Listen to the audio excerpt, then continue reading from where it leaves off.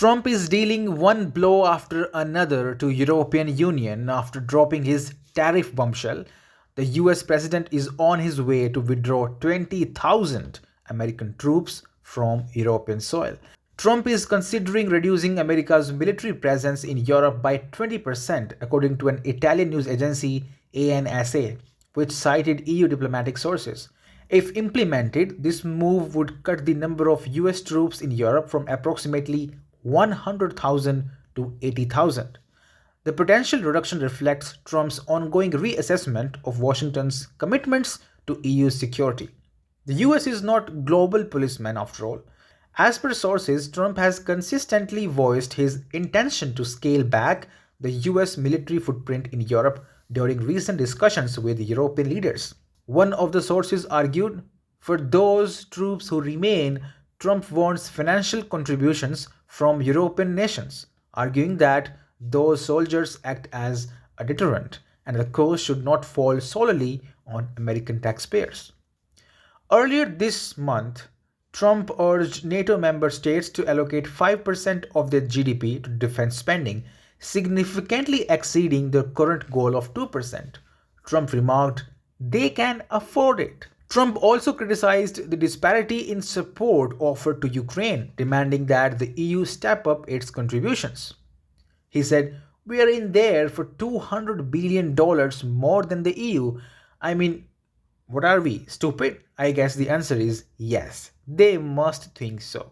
Additionally, Trump has threatened to impose tariffs on the EU, citing its trade surplus with the US. The EU is very bad for us, he would say.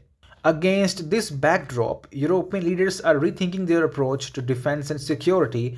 Speaking during a joint press conference with German Chancellor Olaf Scholz, France's Emmanuel Macron underscored the importance of a unified Europe. He said, now that the new administration has taken office in the US, it is more important than ever for Europeans to play their full part in making a united, strong, and sovereign Europe. This crisis has reignited debate over whether Europe should establish its own military force, its own army.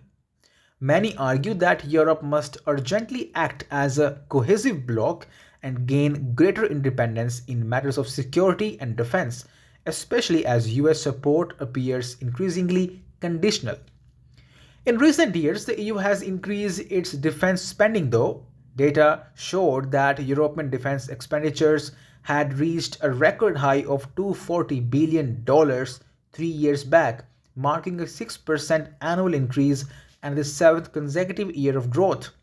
The annexation of Crimea in 2014 served as an earlier wake-up call for the continent. The European Commission committed $555 million to support the joint acquisition of defense equipment by EU member states around 3 years back. Spending on equipment and research and development also surged by 16%, reaching a record $60 billion. However, forming a unified European defense body remains a complex challenge. It requires unanimous agreement among European Council members. In an increasingly diverse Europe, achieving consensus is no easy task. From a practical standpoint, the most feasible path forward lies in enhancing interoperability, harmonizing military doctrines, training, equipment, and weapon system. This would enable EU nations to respond to threats more effectively as a united force. EU should also thank Trump for helping and motivating them to be independent. Frankly speaking, US security umbrella has neutered the defense apparatus of most of the NATO countries. Trump's return is now forcing these nations to grow their muscles back.